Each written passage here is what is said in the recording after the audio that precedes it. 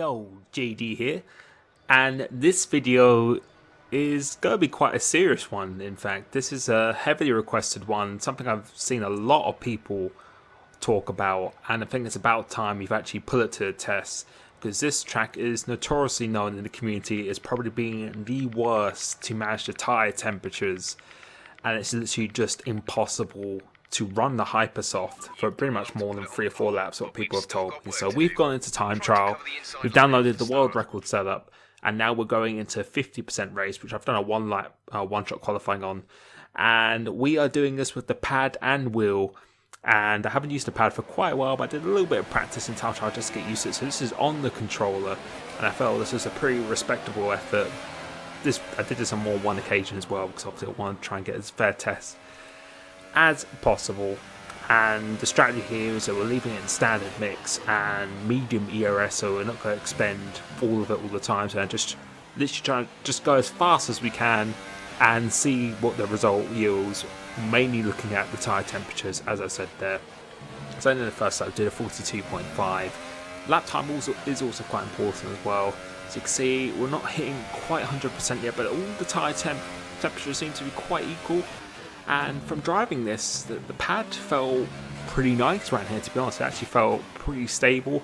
And I'll be talking about my feelings between the two devices as well, because people say the controller has absolutely no chance to do well around here. You might as well just unplug it and just not play it at all.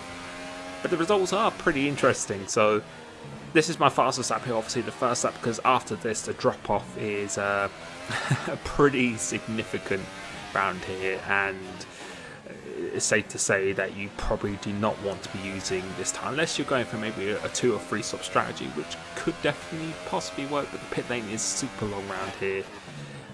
It's something you probably do want to avoid, and this will really show it here now. So quite a tidy-ish lap here.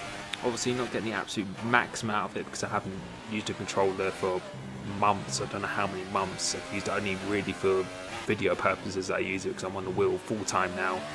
But it actually feels pretty nice so far. Just trying to navigate this chicane quite nicely. Third gear, trying not to clip this curb, and coming towards the end of the lap, and it's a pretty respectable one. So trying to get this nice corner pretty nicely using all the track on the exit, and we do a 40.8. But now we're going to skip on to the next lap now, and the drop off 2.8 seconds, 43.6, and then the next lap a 45.9. It's 2 seconds a lap drop off at this point as well. But the actual feeling of the car wasn't too bad. You can see the tyre temperatures were 109 on the front right, but the fronts are actually worse than the rears. And you'll be able to see in the comparison we do against the wheel, I didn't really feel any oversteer at all, because as the fronts are worse than the rear has actually got more grip, it's more stable, so it's just chronic understeer I'm getting. So you can say we're only 1 second down from the fastest lap in sector 1. But there's no real oversteer at all. It's just absolutely just chronic understeer. As I said, you can see it's just like an absolute sailing boat coming through here, and luckily damage is turned off, but everything else is switched on for this, and obviously carcass temperature and everything else. But it's just massive understeer. The drop off is just insane, but it's actually starting to stabilize now. It doesn't actually feel too bad. It definitely feels still drivable, but it is just so slow. So people are saying on the pad it's impossible to control.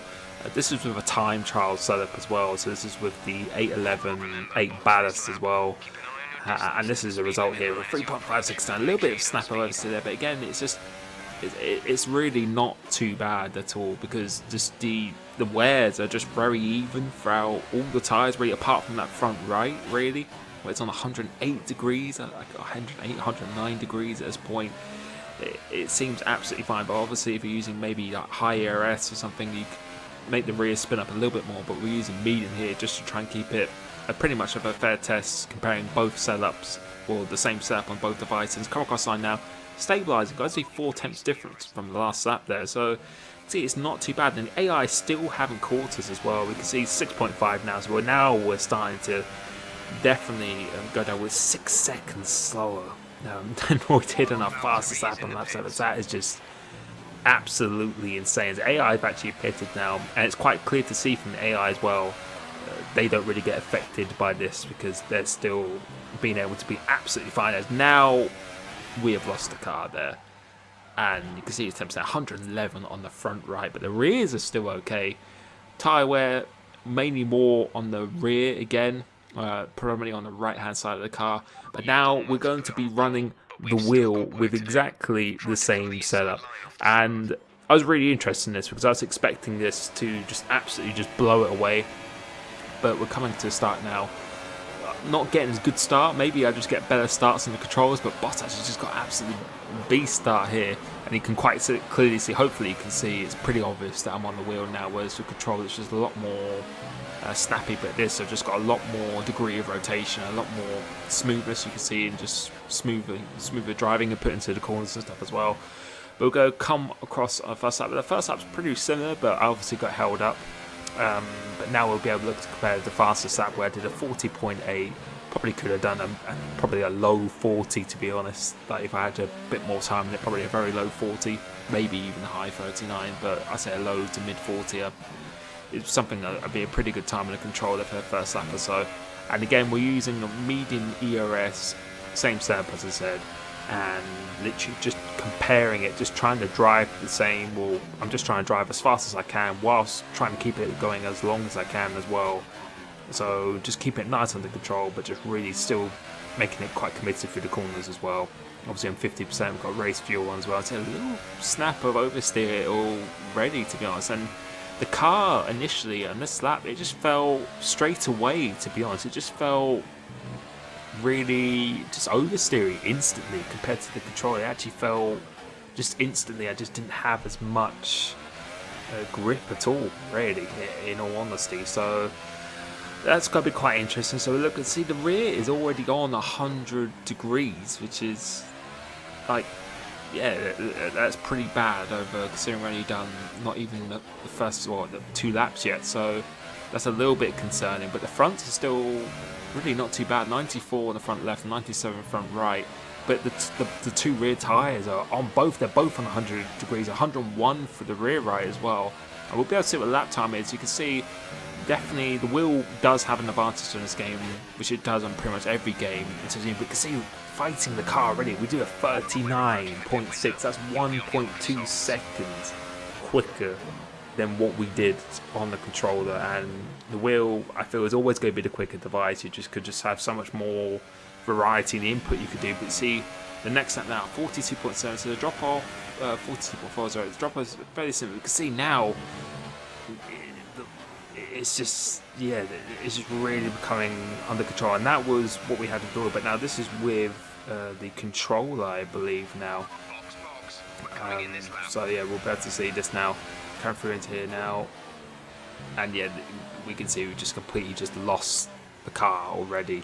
And I think we'll be able to see a little comparison of what it was like on the controller in a second. So coming across here now, 45.9. I believe this is with the controller. So coming to this one, you can see there's no real oversteer at all. It's just chronic understeer. But I think it's because all the temperatures are pretty much almost the same. And you can see at the end of lap 5 with the wheel now, 111 degrees on the right rear.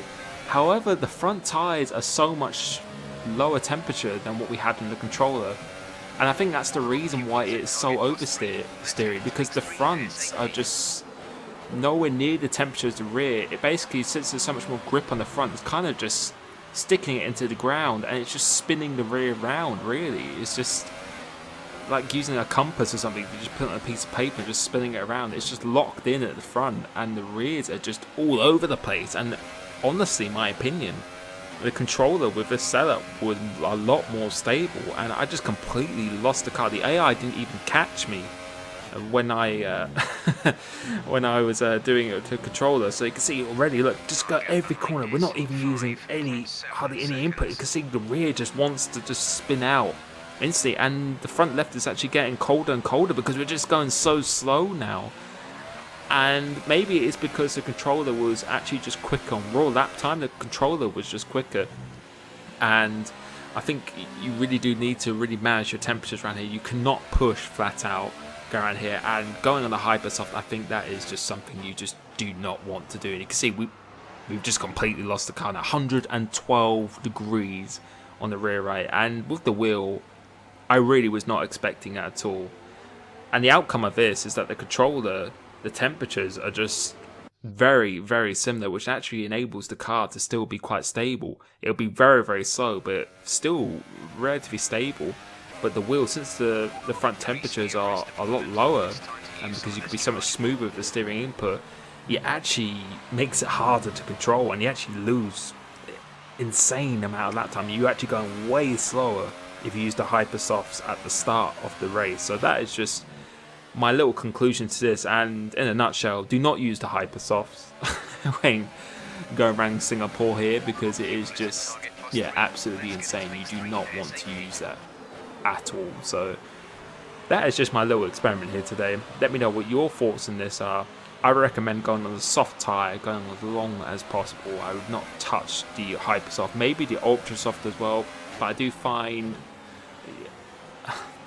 definitely going slower when I did the Hypersoft definitely did help a little bit, but the outcome was the same every time.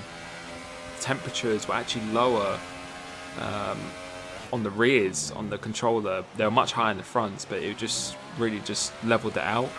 Whereas on the wheel, the fronts were just so much lower, it just enabled the rear. They just had no grip in the rear. It was like driving on ice at the rear. So my conclusion to combat this: start on the soft tyre. You can lower the ballast and the diff, but I don't really, the ballast, the weight distribution will definitely make quite a big difference. You might even need to run 7, or the front wing was quite high for that TT setup, so I'd probably put it down to 5 or 6 or something with 7. That should definitely make it a lot more manageable.